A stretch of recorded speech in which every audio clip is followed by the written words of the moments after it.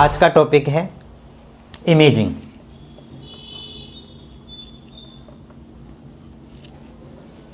पहले ही टॉपिक बता दिया था मैंने क्लास में पिछली बार, तो वो पहले हम पढ़ा था हमने लैब।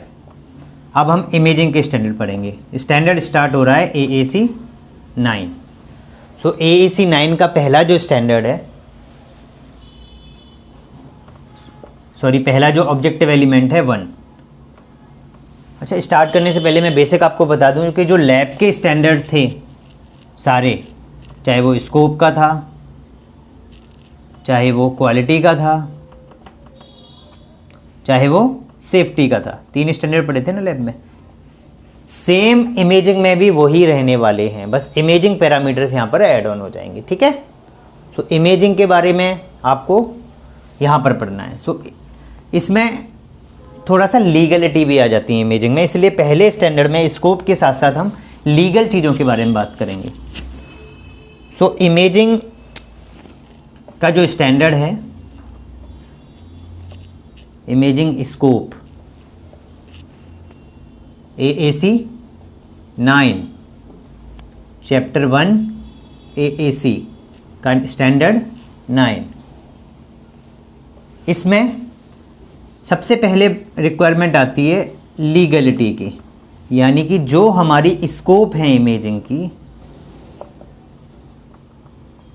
उन स्कोप के बेसिस पर हमारे पास लीगल रिक्वायरमेंट का होना बहुत ज़रूरी है। जैसे मान लीजिए हमारी स्कोप में है एक्सरे, CT स्कैन,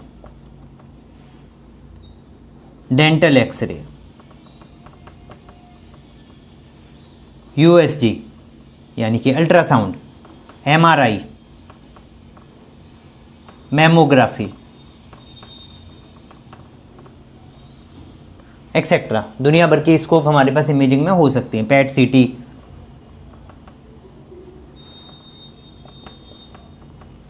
जहां पर रेडिएशन होगा उस रेडिएशंस के लिए हमें कहां से अप्रूवल लेना होता है? AERB, atomic energy regulatory board. ये हमारे इंडिया में एक ही अथॉरिटी है जो एक्सरे रेडिएशंस के लिए क्या देती है? लाइसेंस देती है ऑल ओवर इंडिया में। इसका हेड ऑफिस कहाँ पर है? मुंबई में। तो यहाँ से अप्रूवल लेना बहुत ज़रूरी होता है। आजकल इन्होंने, पहले सेम वे जैसे NABH में हार्ड कॉपी बेस्ड होता था, वैसे इनका भी हार्ड कॉपी बेसिस होता था, लेकिन अभी ई-लोरा पोर्टल होता है, ऑनलाइन पोर्टल है, उस पर जाके आप रजिस्टर्ड कर सकते हैं। ठीक है, तो यहाँ से मिल जाता है। इसका एक प्रोसेस होता है, इसके भी एक्सपर्ट होते हैं, वो इसको आपको दिलवाने में हेल्प कर देते हैं। तो आप डायरेक्ट भी कर सकते हैं, it's up to you. So basically मैं जो आपको बता रहा था यहीं पर कवर कर देता हूँ। AERB का आपको लाइसेंस चाहिए होता है जहाँ पर रेडिएशंस होगा, जहाँ पर डायग्नोस्टिक में जैसे अल्ट्रासाउंड है, इसके लिए हमको लाइसेंस की ज़रूरत पड़ती है PCPNDT, pre conception and prenatal diagnostic technique.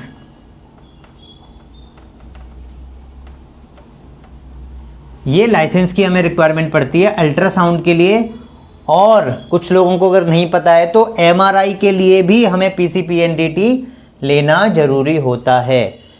कोई भी ऐसा इंस्ट्रूमेंट जिसके थ्रू अगर हम बच्चे का लिंग पता कर सकते हैं, सेक्स डिटर्मिनेशन कर सकते हैं,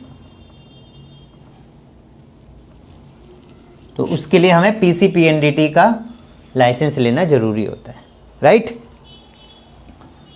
इतना क्लियर है? तो इसमें सबसे पहले स्कोप जो होगी आपके पास, अब आपके पास जो स्कोप है आपको उसके हिसाब से वो लाइसेंसिंग लेना जरूरी होगा। और क्या रिक्वायरमेंट है इसमें?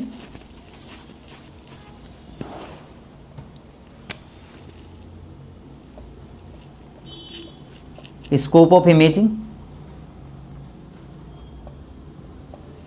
अगेन पॉलिसी, हमें क्या क्या लाइसेंसेस की रिक्वायरमेंट है, क्या क्या हमारे पास स्कोप हैं, क्या फैसिलिटी हम आउटसोर्स करने जा रहे हैं, क्या इन हाउस है, क्या आउटसोर्स्ड है, वो सब डिटेल्स हमारी स्कोप ऑफ इमेजिंग पॉलिसी में होना चाहिए। क्रिटिकल रिजल्ट्स जो हम आगे सारी चीज़ें कवर करेंगे। अच्छा, अब हम बात करते हैं इसमें लाइसेंसेज की रिक्वायरमेंट तो हो गई, बाकी क्या रिक्वायरमेंट है। जो लाइसेंसेज के लिए रिक्वायरमेंट होती है, जैसे लैड अप्रन की अवेलेबिलिटी,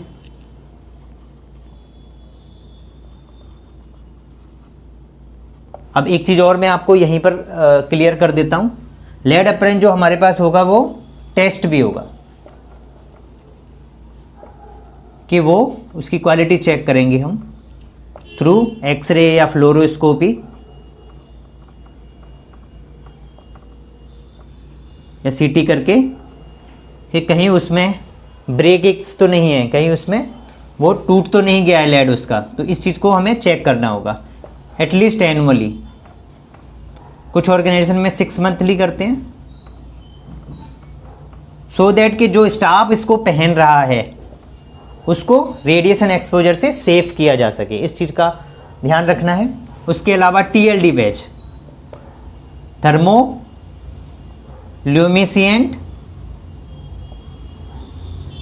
डोसीमीटर, TLD बैच ये कहाँ से मिलता है, bark BARC, Bhabha atomic research centre. AERB जो है, जो कि लाइसेंसिंग अथॉरिटी है, रेडिएशंस के लिए काम करती है, उसी ने बार्क को अप्रूव किया हुआ है, जिनके ऑल ओवर इंडिया में 4 अलग अलग लोकेशंस पे सेंटर हैं।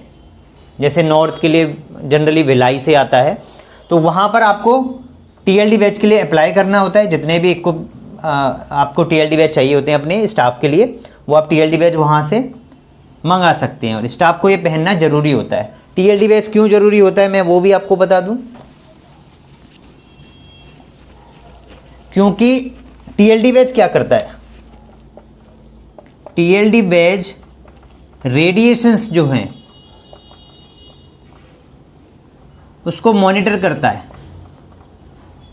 कितना एक्सपोजर स्टाफ को हो रहा है। वो यहाँ पर TLD बैच पहनते हैं जनरली जो एक्सरे टेक्नीशियन या CT टेक्नीशियन है। लेड अप्रन के अंदर, इसको पहनना भी लेड अप्रन के अंदर होता है, बाहर नहीं। अगर बाहर पहनेंगे तो एक्सपोजर ज़्यादा शो होगा, अंदर पहनना होता है। और इसको क्वार्टरली बेसिस पर जहाँ से आपने मंगाया है, जिस भी वर्क ऑर्गेनाइजेशन से, वहाँ पर आपको इसको भेजना होता है। वो आपको एडवांस में क्वार्टरली भेज देते हैं और 3 महीने यूज करने के बाद आपको उनको रिटर्न करना होता है। फिर वो क्या करते हैं, उसको एक्सपोजर चेक करते हैं कि जिस भी स्टाफ ने ये वियर किया है उस पर स्टाफ का नाम लिखा होता है, डेफिनेटली उसका एक कोड होता है, उसको कितना एक्सपोजर है। फिर वो एक रिपोर्ट भेजते हैं, उस रिपोर्ट में आपको ये पता लगता है कि जो एक्सेप्टेबल रेंज है उसके अंडर में है एक्सपोजर, तो यू कैन कंटिन्यू। स्टाफ को बोल सकते हैं कि आप कंटिन्यू काम करें, या स्टाफ को भी उसका रिपोर्ट शो करें, उससे साइन भी ले लें कि आप अपना एक्सपोजर रिपोर्ट देख लीजिए। और एथिकल होगा कि हम स्टाफ को बिना बताए कहीं उससे काम तो नहीं करा रहे, तो उससे साइन ले लें, सो दैट कि ही इज और सी इज अवेयर कि मेरा क्या एक्सपोजर का रेंज है। क्लियर है? तो ये चीज़ बहुत ज़रूरी है TLD बैच के केस में। क्वार्टरली आपको TLD बैच भेजना है, स्टाफ को बोलना है कि इसको पहने। कुछ ऑर्गेनाइजेशन में देखता हूँ मैं कि TLD बैच तो अवेलेबल होते हैं, स्टाफ पहनता ही नहीं है, उनको आदत ही नहीं पहनने की। हम क्यों पहने, ये पहनना मैंडेटरी है, इसको पहनना ही पहनना है। और लेड अप्रन भी पहनना ज़रूरी है। इसके अलावा और भी लेड की, जैसे गोनाल्ड शील्ड होती है, थायराइड शील्ड होती है, ये सब भी पहनना ज़रूरी होता है। ठीक है, तो ये एक रिक्वायरमेंट है। इसके अलावा लेड शील्ड, यानी कि जब स्टाफ एक्सपोजर करेगा, मान लीजिए ये एक्सरे मशीन है, और स्टाफ यहाँ से एक्सपोजर कर रहा है, ये स्टाफ है, तो उसके बीच में एक शील्ड होना चाहिए। यहाँ पर व्यूइंग मिरर होता है, इसमें एक शील्ड होना चाहिए। या तो उसको अलग ही रूम बना देते हैं, इसको लेड का से कवर कर देते हैं, कुछ हॉस्पिटल्स में, कुछ जगह उसी रूम में करते हैं, बट ये शील्ड होना ज़रूरी है जिससे कि रेडिएशन का एक्सपोजर स्टाफ को डायरेक्ट ना हो। तो इस चीज़ का भी ध्यान रखना होता है इसमें, ठीक है। इसके अलावा अब ये तो हो गया लाइसेंसिंग रिक्वायरमेंट, लाइसेंसेस के लिए जो जो चीज़ें हैं। अगर यही बात करूँ मैं PCPNDT की, PCPNDT, तो इसमें मंथली गवर्नमेंट को, जो भी आपकी कंसर्न अथॉरिटी है, उसको रिपोर्ट भेजना होता है, कितने बर्थ हुई, वो सब डिटेल्स एक फॉर्मेट होता है, उस फॉर्मेट में हमको भेजना होता है। तो ये लीगल रिक्वायरमेंट्स में चीज़ें आती हैं। अब स्कोप की मैं बात करूं, जैसे मैंने लैब की स्कोप की बात की थी, उसी तरीके से अगर मैं स्कोप की बात करूं कि एक तो स्कोप हमारे पास है, एक है क्या होना मैंडेटरी है। सो आप समझ लीजिए जैसे न्यूरोलॉजी में आपके पास अगर न्यूरो सर्जरी भी है, आप न्यूरो सर्जरी करते हो, ट्रॉमा केसेज लेते हो, हेड इंजरी केस लेते हो,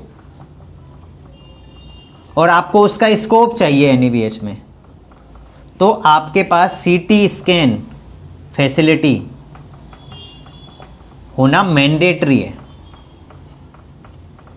अब जैसे मैंने लैब में बताया था कि लैब इन हाउस भी हो सकती है, आउटसोर्स्ड भी हो सकती है, लेकिन मैंडेटरी टेस्ट के लिए आपकी प्रीमाइसिस में होना चाहिए। सेम यहां पर है, प्रीमाइस में होना मैंडेटरी है। CT स्कैन, ये जरूरी नहीं कि वो आपका सेल्फ हो, वो आउटसोर्स्ड भी हो सकता है, यानी कि कोई और कंपनी अपना CT स्कैन आपके हॉस्पिटल की प्रीमाइसिस में अगर लगाती है तो वो भी वैलिड है, उस पर भी आपको स्कोप न्यूरो सर्जरी का मिल जाएगा। बट ये अगर नहीं है तो डेफिनेटली NABH आपकी एप्लीकेशन में न्यूरो सर्जरी का स्कोप हटा देगा, रिजेक्ट कर देगा, ठीक है। चलिए आगे चलते हैं हम। स्कोप की बात हो गई, अगेन स्कोप की पॉलिसी हो गई, उसके लिए क्या क्या है। इसके अलावा एक और रिक्वायरमेंट बच जाती है, मोस्ट इंपॉर्टेंट, वो होती है RSO की। ये भी AERB की गाइडलाइन है कि अगर आपके पास एक्सरे की फैसिलिटी है, कोई भी रेडिएशन की फैसिलिटी है, एक्सरे है, CT स्कैन है, तो एप्रोप्रिएट लेवल का, इसमें लेवल होते हैं 1, 2, 3, तो आपके पास एप्रोप्रिएट लेवल का, आप AERB की साइट पे जाके आपके लिए क्या रिक्वायरमेंट है, किस टाइप का आपको RSO चाहिए, आप देख के उस RSO के लिए अप्रोप्रिएट जो कंसर्न्ड पर्सन है, कौन उसके लिए अप्लाई कर सकता है, वो अप्लाई करके आपको RSO का सर्टिफिकेशन लेना जरूरी है। एटलीस्ट लेवल 1 तो आपको एक्सरे CT इनके लिए चाहिए ही चाहिए होता है, राइट। अब हम बात करते हैं, ये आपका स्कोप का और लीगल रिक्वायरमेंट्स इसमें सारी कंप्लीट हो गई, ठीक है। अब हम बात करते हैं, जैसे हमने उसमें बात की थी इंफ्रास्ट्रक्चर, हमने उसमें बात की थी ह्यूमन रिसोर्स मैनेजमेंट। तो इंफ्रास्ट्रक्चर और ह्यूमन रिसोर्स मैनेजमेंट लैब के लिए चाहिए था, तो इमेजिंग के लिए भी चाहिए। इमेजिंग के लिए मैं बात करूं तो कौन बता सकता है क्या इंफ्रास्ट्रक्चर की रिक्वायरमेंट है? नहीं, इसमें हम अपने हिसाब से नहीं, इसमें हम AERB की जो गाइडलाइन है उसके हिसाब से कितना एरिया होना चाहिए वो डिफाइंड है कि कितना एरिया होना चाहिए। तो इंफ्रास्ट्रक्चर रिक्वायरमेंट जैसे आता है कि आपका जो एक्सरे का रूम है, रेडिएशन का जो भी रूम है, उसका गेट जो है उस पर लेड लगा होना चाहिए। उसके अलावा जो रूम है, उस रूम के बाहर आपको रेडिएशन का कॉशन साइनेज भी लगाना होगा, जिसमें कि रेडिएशन हजार्ड, हजार्ड का वार्निंग, और प्रेग्नेंट वुमेन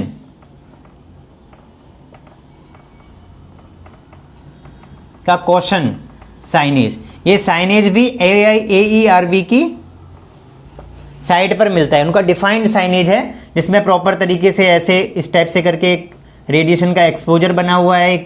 एक गर्भवती महिला यहाँ पर प्रिंटेड है, इंग्लिश और हिंदी, वो भी बाइलिंगुअल में, उनकी साइट से ही आपको मिल जाएगा।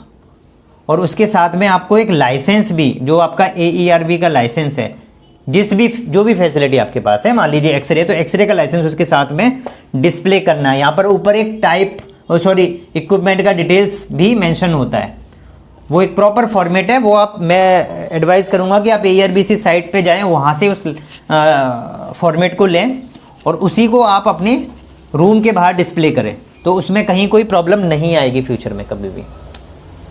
तो ये चीज़ डिस्प्ले करना, बाहर एक रेड लाइट भी लगाना होता है। आप एक्सरे कर रहे हैं उस टाइम वो रेड लाइट जल जाएगी, चाहे तो आप एक ग्रीन लाइट भी लगा सकते हैं जो नॉर्मली जलती रहे, जब एक्सरे हो तो रेड लाइट जल जाए, या एटलीस्ट रेड लाइट तो आपको लगाना ही लगाना है, ये भी एक रिक्वायरमेंट है। तो ये आपकी इंफ्रास्ट्रक्चर में रिक्वायरमेंट आ जाती है, फिजिकल इंफ्रास्ट्रक्चर। इसके अलावा मैन पावर, अगेन सेम ही है पैटर्न। मैन पावर और इक्विपमेंट जो है वो जैसे मैंने लैब के स्टैंडर्ड में बताया था, यहाँ पर भी वही बात करता हूँ, एडिक्वेट होना चाहिए। ऐसा नहीं हो कि इक्विपमेंट की अनअवेलेबिलिटी की वजह से या मैन पावर की कम होने की वजह से रिपोर्ट डिले हो रही हो, या मे बी ट्रांसपोर्टेशन फैसिलिटी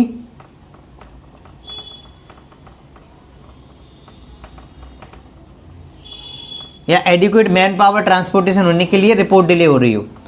मान लीजिए कोई पेशेंट है वार्ड का, उसका कराना है CT स्कैन, अब उसको वार्ड से CT स्कैन में लेके जाना है और स्टाफ अवेलेबल नहीं है, वेट कर रहे हैं कि अभी नहीं, वार्ड बॉय है नहीं, स्टाफ है नहीं, तो वो डिले होगा।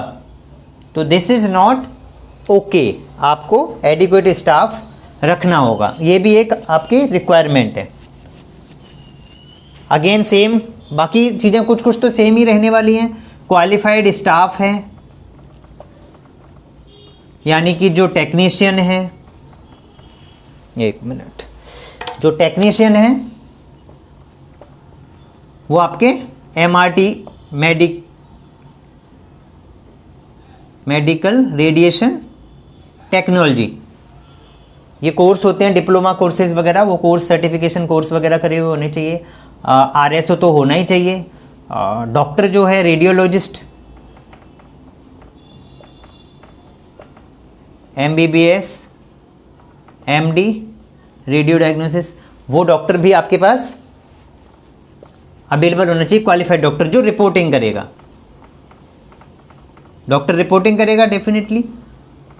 सो कॉन्ट्रास्ट अगर देंगे तो कॉन्ट्रास्ट के लिए आपके पास या तो नर्स होना चाहिए, उस नर्स के प्रिविलेज भी होना चाहिए, उस एरिया के लिए, रेडिएशन एरिया के लिए उसकी ट्रेनिंग होनी चाहिए और उसको प्रिविलेज दिया हुआ। अदरवाइज रेडियोलॉजिस्ट कॉन्ट्रास्ट देंगे। इस चीज़ का ध्यान रखना है कि कॉन्ट्रास्ट टेक्नीशियन नहीं दे सकते हैं legally.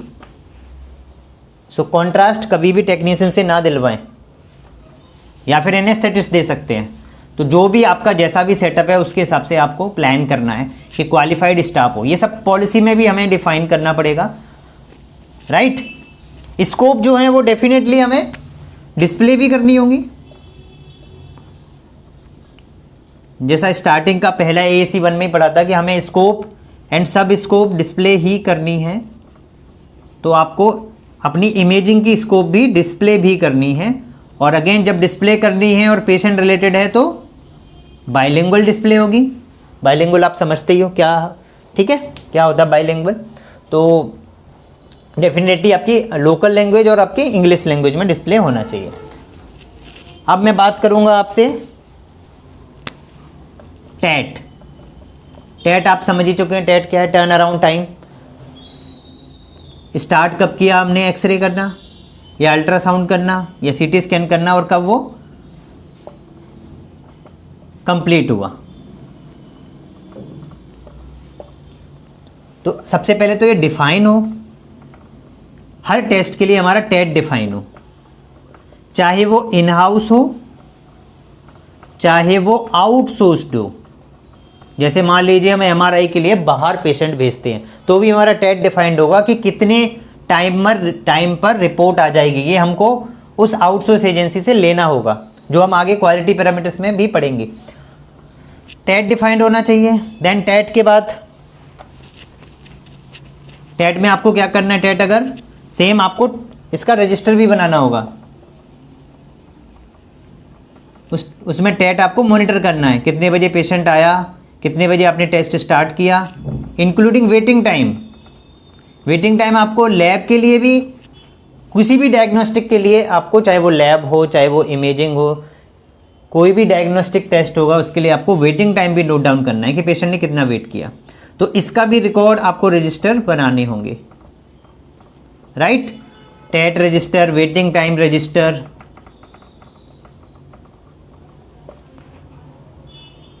And critical value register. Again critical values क्या होती हैं, जैसा हमने पिछली बार पढ़ा था लैब में, सेम है। अगर आप बहुत ज़्यादा डिटेल में पढ़ना चाहते हैं तो पिछली क्लास से आप कोरिलेट कर सकते हैं, मोटा मोटा वही सारी चीज़ें यहाँ पर भी होने वाली हैं। Critical value for example ectopic pregnancy diagnose हुई अल्ट्रासाउंड में, तो क्या करना है, इमीडिएटली डॉक्टर को इन्फॉर्म करना है, टाइम नोट करना है, किसने बताया, इन्फॉर्म्ड बाय, वो नोट डाउन करना है, ठीक है।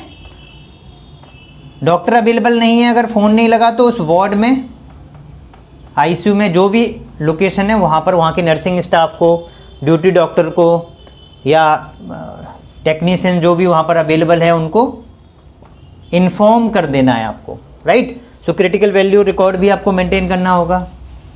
इसके अलावा आपको यहाँ पर भी रिपोर्टिंग एरर, रीडूज, ये रिकॉर्ड भी मेंटेन करने पड़ेंगे। रिपोर्टिंग एरर क्या होता है, किसी को याद हो तो, नेम गलत हो गया,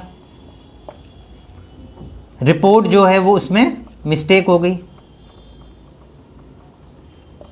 किसी और की रिपोर्ट किसी और के नाम से प्रिंट हो गई, या रिपोर्ट में कुछ लेफ़्ट की जगह राइट हो गया, राइट की जगह लेफ़्ट हो गया, इम्प्रेशन गलत हो गया, इसको हम रिपोर्टिंग एरर कहते हैं।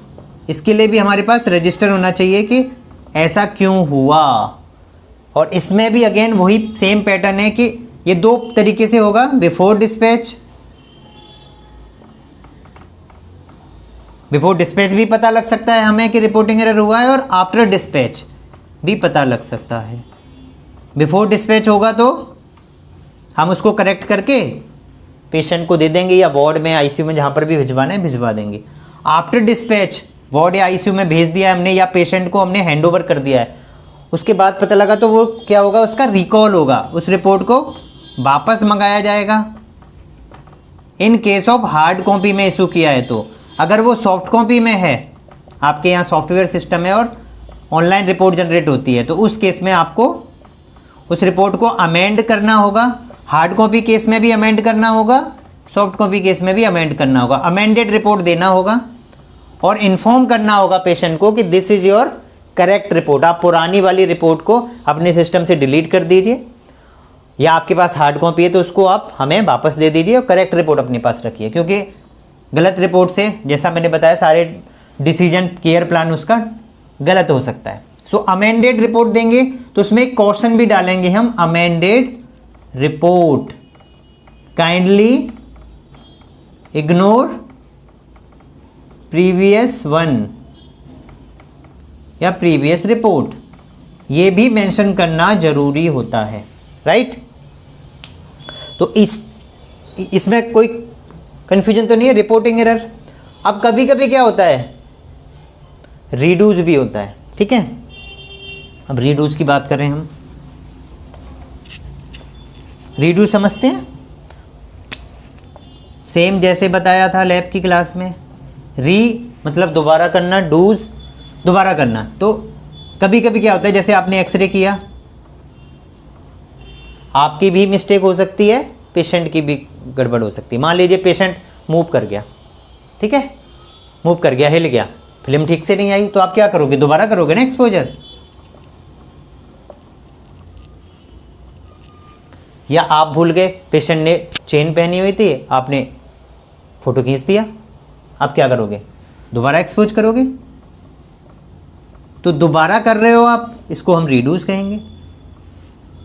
लैब में भी सेम ही है, लैब में भी ऐसे ही रीडू होता है, टेस्ट दोबारा करना पड़ रहा है, डॉक्टर को लगा डाउट है, या फिर सैंपल ही मिसप्लेस हो गया, हीमोलाइज हो गया, सैंपल कम पड़ गया, तो इसके लिए भी हमारे पास रीडूज का रजिस्टर होना चाहिए कि हमने रीडूज क्यों किया, क्या कारण था, जिससे कि हम आगे चल के हो सकता है उस चीज़ को प्रिवेंट कर सकें, कुछ अपने आप में ट्रेनिंग लेके उस चीज़ को सुधार सकें। तो ये चीज़ का ध्यान रखना है। रिपोर्ट जो है वो जैसे लैब में थी वो स्टैंडर्डाइज्ड मैनर में ही प्रिंट होगी, चाहे वो इन हाउस है चाहे वो आउटसोर्स्ड है। मतलब लेटर हेड, नेम, पेशेंट का नेम, UHID, अगर यहाँ पर भी आप एक अपना रेफरेंस नंबर, कुछ अलग से नंबर, इमेजिंग नंबर दे सकते हैं, तो वो नंबर हो सकता है रेफरेंस नंबर कुछ आपका, बट UHID से तो लिंक्ड होगा ही होगा वो definitely. Age, sex, referring doctor name, जिसने टेस्ट एडवाइस किया है, ठीक है ना, और लास्ट में रेडियोलॉजिस्ट के sign with date, time, name, right. तो ये सब चीज़ें हमारा एक स्टैंडर्ड फॉर्मेट होगा, रिजल्ट होगा उसका, इम्प्रेशंस, ये सब डिटेल्स उसमें हमारी स्टैंडर्डाइज रिपोर्टिंग में हमारे फॉर्मेट में आता है, ठीक है। इसके अलावा क्या है, अमेंडमेंट मैनुअल आपको बता ही दिया। क्या बचा है, आउटसोर्स एजेंसी के बारे में डिस्कशन बचा है। आउटसोर्स एजेंसीज,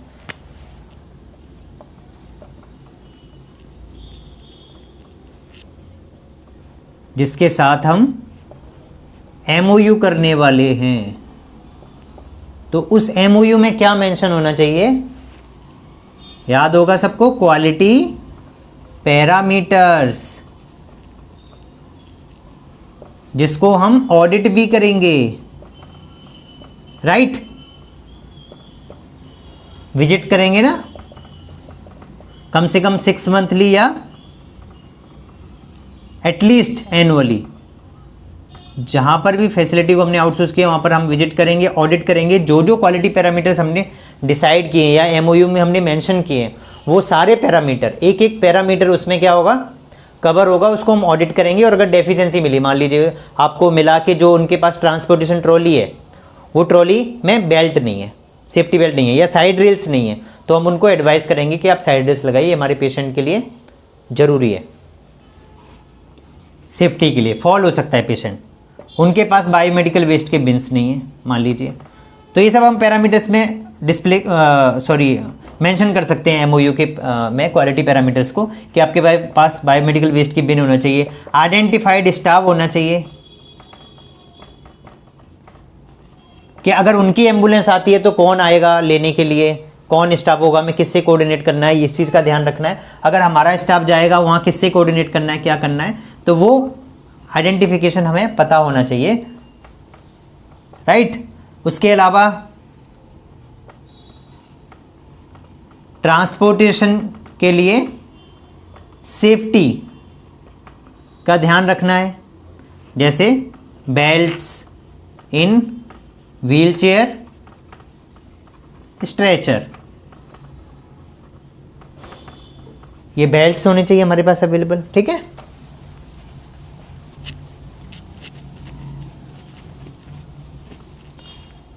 क्रिटिकल रिजल्ट्स,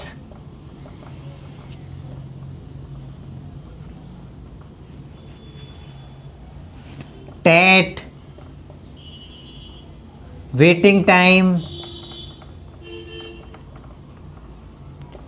मतलब उनको भी क्रिटिकल रिजल्ट्स बताना होगा, जो भी आपने डिफाइंड टाइम फ्रेम किया है, विद इन 15 मिनट या 10 मिनट, वो आपको एमओयू में लिखना होगा। टैट उनको डिफाइन करना होगा हर टेस्ट के लिए। वेटिंग टाइम कितना रहेगा हमारे पेशेंट्स का, वो सब हमें एमओयू में मेंशन कर लेना चाहिए और देन उसको मॉनिटर भी करना चाहिए। इसके अलावा